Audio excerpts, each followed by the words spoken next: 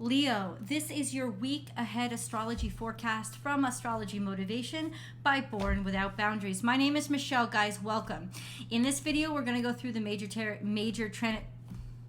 major planetary transits and aspects for this week and how they impact your natal sun and what that means for your everyday. This is the week of May 5th to May 11th, and if you're curious, I'm looking at my notes. That's what I'm looking down at. We're going to start, Leo, very broadly with the things that are impacting everyone. And then we're going to focus on those things that all Leos should really be focused on. And then we'll get into the decans. And the decans are a group of three. Decans are three groups of 10. So there are three groups of 10 in every single zodiac sign that has a total of 30 degrees. If you have a natal sun between 0 and 9 degrees, your sun is in the first decan of Leo, so you are Leo 1s. If your natal sun is between 10 and 19 degrees, you are Leo 2s. And if your natal sun is between 20 and 29 degrees, you are Leo 3s. So the reason why we break it up that way is because every single thing in astrology is based on geometry, and geometry is about all about angles, or angles are a big part of geometry. So what is an angle? An angle in astrology is everything. It shows us what kind of relationship there are between two planetary bodies, what kind of energy they're generating, and we call that an aspect. And so because there's such a big number of degrees, there's big differences in the angles that are formed from one side of a zodiac to another. So there's no way that just because you're all Leos, you're all going to be impacted the same way by what's happening. And that's why we break it down the way that we do.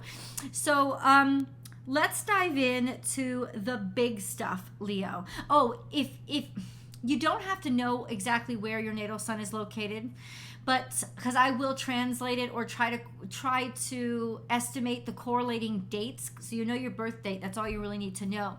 But if you want to know exactly where your natal sun is located in Leo, then please grab a free natal chart online. They're all over the place. A lot of websites do them. Just search free natal chart. You'll need your birth date, which you already have. You need your birth time and your birthplace, and all of that is available on your birth certificate. Get that information, plug it in a couple of seconds, you will have your natal chart, and then you'll know where all your planets are located. So that's really cool, especially if you love astrology. Go grab one. So the big things that are happening this week. Number one, today is the full moon. And I always tell you guys, you're the sun. I know you're not Cancerians, but the sun and the moon they correlate. So every full moon involves the sun, every new moon involves the sun. It's the relationship between the sun and the moon that creates these phases. It's the relationship between the sun and the moon that create all the moon phases. So when the sun is in opposition, direct opposition to the moon, that is when we get a full moon. So the sun right now is in Taurus at 15 degrees Taurus. It is going to be in direct opposition to the full moon at 15 degrees Scorpio. The moon is not comfortable at all in Scorpio. It feels hidden and repressed. These are repressed emotions or toxins or bad shit that we don't want to talk about. That's what poor Scorpio gets stuck with, and that's what this full moon is dredging up. This is going to be a bit of a painful full moon, but I gotta say it's going to be productive as well because of what the sun is doing. The sun during this full moon is conjunct to both Uranus and Mercury retrograde, which means, eureka, we are rediscovering something or seeing it really for what it is for the first time. It's like maybe it's been there forever, but now we're looking at it in a different way. It's this genius, brilliant breakthrough moment that pushes this negativity and these toxins out. So it is really a eureka moment. Meanwhile, while the full moon is exploding, we also have Pluto. Pluto is square to Jupiter, will be next week too. This is a big thing because Jupiter is also square to Mars, and Pluto and Mars are in opposition. So this is almost like a vice. Look at it as a vice that's squeezing this full moon. That's why it's not going to burst easily. It's going to fucking explode. Like, that's what it is. This is like the roto-rooter of astrology. We are going to burst this pipe if we have to, but the clog is going to be drawn. But the clog is going to be gone. That's the kind of energy that's been, the pressure that's been building, and it will pop. We also have this week Venus transiting from Gemini into Cancer. So much happier in Cancer she is. May the 4th be with you. I am actually filming this on the 4th, so a little bit of Yoda thrown in there. But Venus is transiting into Cancer on the 7th. She's very happy there. She likes it there, and this is real good news for a group of you. A group of you is going to have a really, really, really good week. I'm just letting you know. She is, however, square to Neptune as she transits into Cancer. This is kind of delusional behavior, rose-colored glasses, easily distracted, and too easy to manipulate because we believe exactly what we want to hear when people are just, we only want to hear the pretty picture, and that's a problem. So all of us are going to kind of be impacted in that in different ways, and we'll discuss, Leo, how it may impact you. And let's move on because I think we've gone over the major stuff. Let's move on to the decans, Leo. So if your natal sun is between 0 and 9 degrees, you are a July Leo. So you are born either on from the Cancer cusp, like the 22nd, all the way through maybe the 30th of Leo. So or maybe like the first. It's about the first 9-10 days of Leo season. So for you guys,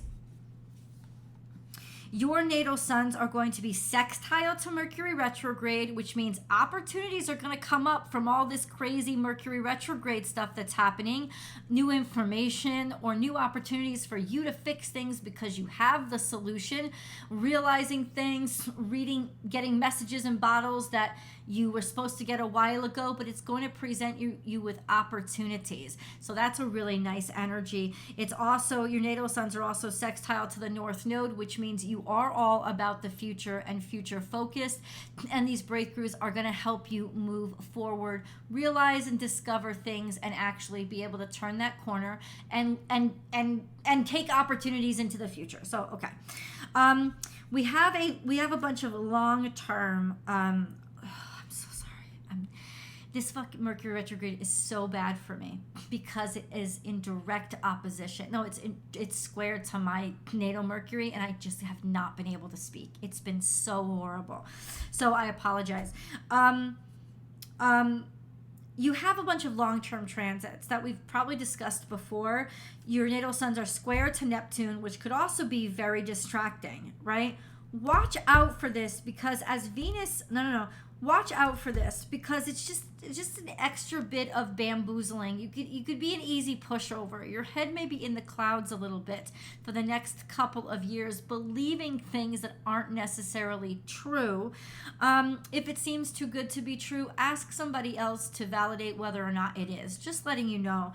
There's also a trine to Saturn. So this is rules, laws, regulations, authority figures. All of this is harmonizing in your life or harmonizing different contracts, settling them out, fulfilling different obligations that you have had, or feeling really good about becoming an authority figure or a father yourself. Then we have a trine to the South Node, which means feeling very good about where you are in your life because of where you've come from, making peace with your past and accepting your talents, harmonizing with them so much that you've incorporated them in. You don't have to give them much thought anymore. They're just a part of you. And then we have this quincunx to Pluto, which means agitation and change. There will be extreme changes, and you won't get much choice about them. And I think that that's going to be the hardest for you to deal with, and you will have to deal with it, like it or not. That's over the next couple of years. So we go to Leo 2s. Now Leo 2s, you're going to be impacted the biggest this week because of the full moon. The full moon is happening in Scorpio, and of course the sun is in Taurus. You guys are Leo, in direct square to all that is going on. So you are square right now to what? No, this is wrong. You are square to this full moon, which means you're also square Oh, I'm so sorry. I'm looking at Cancer. I apologize. Yeah, you're square to this full moon in Scorpio. You're square to the sun. You're square to Uranus, which means you're square to the sun conjunct Uranus. And the sun will conjunct Uranus perfectly on the 9th. So some sort of brilliant, bright eureka moment or discovery is going to agitate you. There's a lot of agitation here. Maybe wanting to break through too quickly, move too suddenly. Maybe change is coming upon you and you didn't expect it. It's throwing you some curveballs. Certainly the eclipse is going to offer an extreme change, a dynamic change, maybe in emotions, how you feel about things, or emotions coming up that you did not expect to have to deal with, but you will have to deal with them. These are all challenges for you to face or handle this week.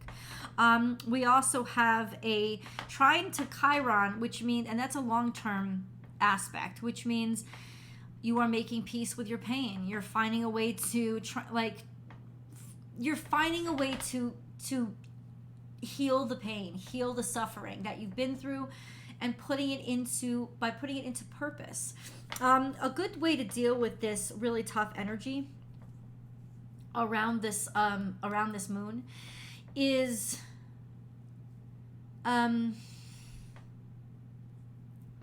what did I write down? Changes in yourself and your surroundings, impending change. So there is a sense of trying to be as optimistic as possible about the change that is happening, because you're right.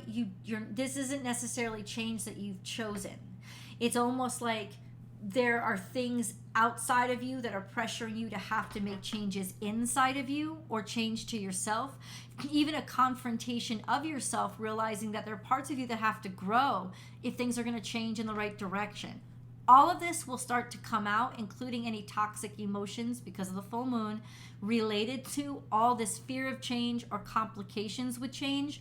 So expect the 4th, 5th, and 6th of this week to be really challenging days for you and have to confront a lot of this stuff coming up. FYI. But because you are trying to Chiron, it's all part of the larger scheme of balancing you out and healing your pain and healing your deepest wounds and teaching you through them. So then we have Leo 3s. It's you that I said wow, because this is really beautiful energy. So your natal suns are trine to Jupiter and sextile to Venus this week. So this week is going to be exceptional for you. Fortunate, beautiful, expanding, broadening. It's a great time to date. It's a great time to make bigger purchases or bigger investments because they will work out and they will accrue value steadily. It's a great time to change your hair, change your look, change your aesthetics. You will be very sensual and very lucky in dating or being attractive this week. Use your charisma for anything. It doesn't have to be with romance. If you have a big job interview, if you have a big job presentation, plan it this week, present it this week, because it's like you got the Midas touch this week. So definitely this is such fortunate, beautiful, abundant energy for you, especially with Jupiter soon to move into Taurus. It's in its last degrees of Aries. This could be an explosive push to your finances. And then we have long-term transits. Your natal suns are in opposition to Saturn and quincunx to Neptune, which means there's just frustrations with your creativity, frustrations with people always giving you heck or challenging you on things that you want to innovate. It will be a long-term struggle. So I think that you're already dealing with these things, but ultimately this week is going to be actually quite brilliant for you and could help you with a lot of progress. So enjoy that. Leo, you let me know in the comments below how you're feeling all of this energy. And do come over to Born Without Boundaries Tarot for your week ahead tarot card reading. If you haven't yet, please subscribe to this channel here. I love you guys, and I'll talk to you next week.